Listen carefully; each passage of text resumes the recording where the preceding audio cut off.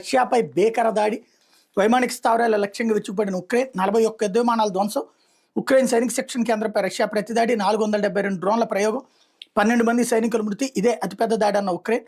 శాంతి చర్చల నేపథ్యంలో నివురుగప్పి నిప్పులో ఉన్న రష్యా ఉక్రెయిన్ యుద్ధం ఆదివారం తీవ్ర రూపం దాల్చింది. రష్యాలోని వైమానిక స్థావరాల లక్ష్యంగా చేసుకుని ఉక్రెయిన్ విరుచుకుపడగా ఉక్రెయిన్లోని సైనిక శిక్షణ కేంద్రంపై రష్యా దాడి చేసింది.